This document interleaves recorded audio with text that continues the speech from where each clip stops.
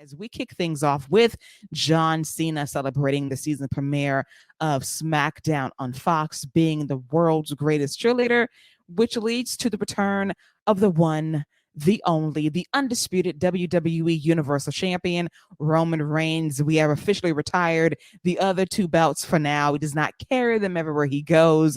He's only got big gold around his waist right now, alongside Solo Sikoa and Paul Heyman, who, oh my God, Paul, he got the Just for Men indicted hair back.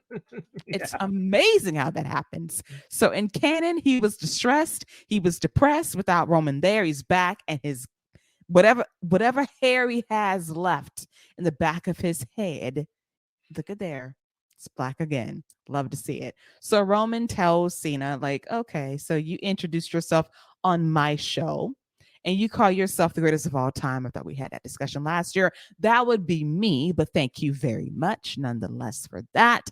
But here you are, here I am, and you're on my show. So if you can feel free to exit, by all means, please do so.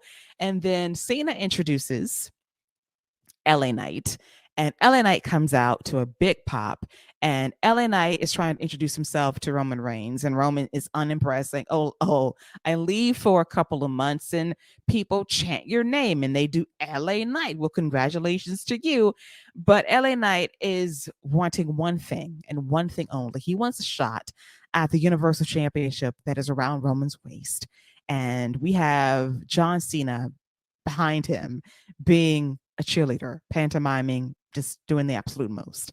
And Roman Reigns is unmoved by all of this. And what I love about this segment is the camera work, because at one point, the camera had Roman's face reflecting into LA Knight's sunglasses. Yes. That was a tremendous shot that will be memed on social media forever. You're going to Photoshop different images in those glasses, but that was the shot. And I thought whoever did that, tremendous job. That was great. But LA Knight wants a piece of Roman Reigns, but Jimmy attacks LA Knight. Roman is like, what are you doing? Solo's like, what are you doing? And Cena's in the cut as well, but he fights back eventually and he cleans house, and Roman tells everybody to fall back, and he tells Solo directly, handle this tonight. I dare you. And then Solo challenges LA Knight to a match on SmackDown, which will be the main event. All in all, I thought this was very good. Roman, his presence has been missed. Swag for days. I love that about him, that he just commands a room whenever he's in one. And Jimmy still doing the most, trying to be a part of the bloodline, but that's not working so far. But the one thing I do want to talk about, Paul, is John Cena's endorsement of LA Knight. And I was reading the SmackDown recap from Colin McGuire on Wrestling Observer for SmackDown, and I love his takes every single week. And I thought about this before presenting this topic on the show, and that he feels there's a disconnect between Cena and LA Knight. Like something feels a little bit off. And the more I thought about it, and the more I looked at the segment and looked at their tag team match at Fastlane, the more I tend to agree. Because even though I love John Cena handing the torch off to LA Knight, it just feels a little off to me because they don't have great chemistry together for whatever reason. It's not clicking for me personally. Now, let's just say that if one of LA Knight's heroes that he does mimic, if it was Stone Cold or The Rock that came out to endorse him, that would feel real because he emulates them from how he talks and how he carries himself, with the replacing what, and how The Rock does his catchphrases and how he carries himself as a big time star. If one of those two guys came out there and did the LA Knight endorsement, it would feel a bit more authentic. With Cena, it's like a company guy thing. It's cute, but I'm not believing it for whatever reason. I want your take on this. I hadn't really thought about that. Because I saw your notes, that we were going to talk about this, and I wasn't exactly sure what tact you were going to take. And, I just kind of looked at John Cena, and it's not just with LA Knight. He was doing it on NXT as well, kind of being like the cheerleader for, like the people that are coming up and, trying to do whatever he can to get them over. But you are right. Like there's something off with that team. And it was really weird at Fastlane, and you guys talked about it, you and Scott and Jeremy last weekend, with that match, how John Cena is the one that did all the heavy lifting in the match, and then he does the hot tag to LA Knight. He comes in, does a few spots, and then tags right out. And John Cena is getting all the heat. And it's just not what you would normally see from John Cena. It made for a worse match. There's something off in general with LA Knight, and I'm not sure. Obviously, he's over, and the fans are behind him 100%. And when he was in there with Roman, he held his own. It looked believable, but it's just like when I actually think about the actual match, and then we got the main event later, where that's maybe LA Knight's first like solo main event that he's had in WWE, and to have a match like that in that spot, like it just, I'm a little bit worried about what's going to happen when they get to Roman, which obviously is where they're heading, because I just I have a really hard time believing that he's going to beat Roman, and I have a really hard time believing they're even going to have a good match. Which that's the one thing about Roman's title reign is all of his opponents, if you go back, have been great workers, and LA Knight is not that. But I will say that if the idea is to head into WrestleMania with The Rock, this might be more close to the kind of match he's going to have, with The Rock, because I don't think The Rock is capable of having, the kind of matches that Roman's been having with, Drew McIntyre, Kevin Owens, Sami Zayn, Cody Rhodes, all these big matches that he's been having, even with Jey Uso. So I wonder if there's something that we're missing, and maybe there's a storyline reason. And one thing you didn't mention when talking about the segment, I don't think if you did, I may have missed it, where John Cena, when he came out there, he said he was coming out there to acknowledge Roman as a tribal chief. And perhaps in the back of his mind, and you remember how he was with Austin Theory, where he basically told him, you're not ready for this.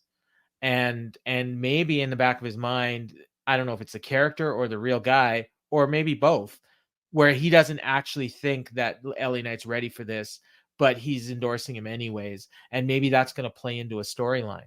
And maybe we're going to get an LA Knight John Cena match at the end of all this, and where John Cena will put him over, and and John Cena will actually maybe be not even the babyface for that match.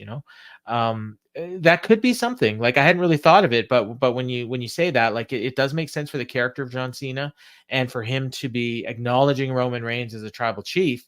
That right there is almost a slap in the face to the guy he's been endorsing all this time, LA Knight, because he should be pumping up LA Knight and saying, like, this is your next guy, but instead he's acknowledging that Roman is the guy. And LA Knight refused to do that, because when he mocked him saying, well, you're not the defending champion because you're never here. So it's very interesting. And there's some subtext to this that I hadn't really thought about, but as you were talking, I was thinking about it, and perhaps I'm seeing something that's not there, or perhaps this is where they're going. I guess we'll find out. And it's why we keep watching. I think there's something to it. And I love LA Knight too. He's very over, but I do think there is something missing, and I'm trying to figure it out. Well, I mean, it's a wrestling ability, but I mean, there may be something else, but that's clearly. Yeah, that's a concern. I think that was kind of the drawbacks regarding the push. Like, he's a great talker.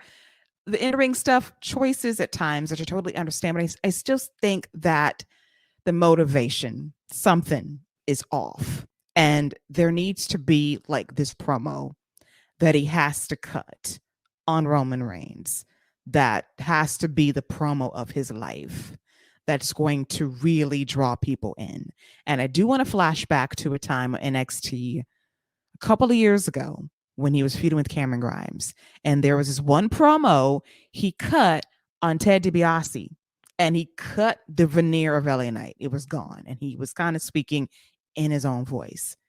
If that guy makes an appearance on the main roster and he gets to tell his story and the motivation as to why he's worthy of being champion, forget the catchphrases for a moment, forget the yes, just bare bones, here's why I want to be in your position. I just need the hook, because Roman's been gone for a couple of months, And up until now, this isn't a hook for me. I need the hook to be, tell me why I should care. I like you, but give me a reason why I should care about you challenging for this championship, and why should I care about you beating him for the championship. You won't win, but make me believe you can win. And he's got to sell me on that. And Cena, like I said, yeah, company guy through and through. Does he believe the hype? I don't know. It just feels off to me, because if it came from Stone Cold or The Rock, people that LA Knight has emulated and he loves and reveres, yeah, I could buy in. John Cena in this position, not so much. And maybe that needs to be a promo exchange at some point as well, because I go back to their little exchange at Payback. They were not getting along, and all of a sudden they get along. There is a missing step in this partnership, in this respect game, that needs to be filled in at some point, because it just reads to me that LA Knight simply tolerates John Cena at this point, because there's this missing gap in the storyline to explain why he went from leave me the fuck alone to let me be your tag team partner. Let me save the day for you. And let's be a tag team 1-0, and maybe go after these titles whenever.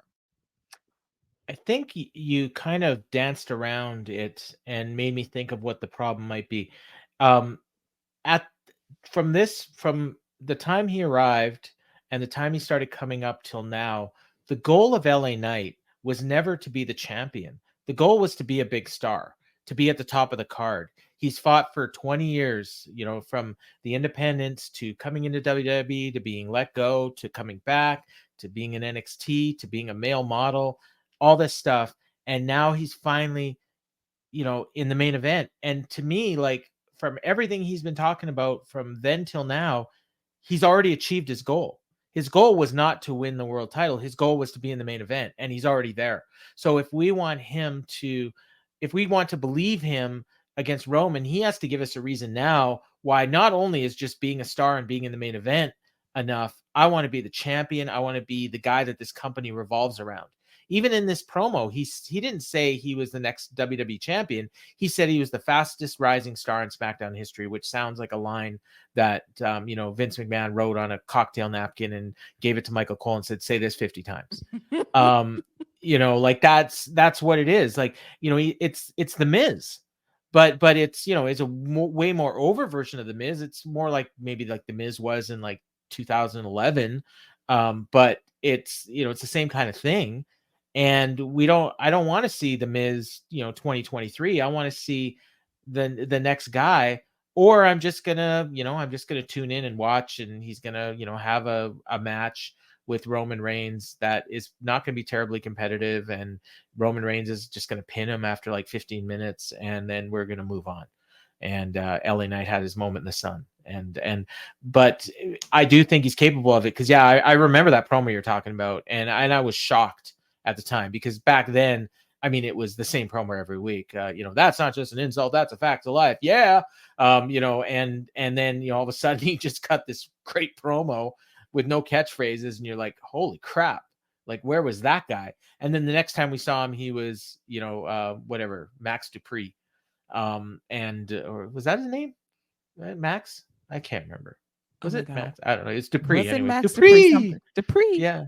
It might have been Max, because Maxine, right, was the sister. Yes. Yeah. But yeah, I do hope for more. And again, we've got, what do we got? Well, we don't even know when this match is going to be. It might be Crown Jewel. So 3 weeks.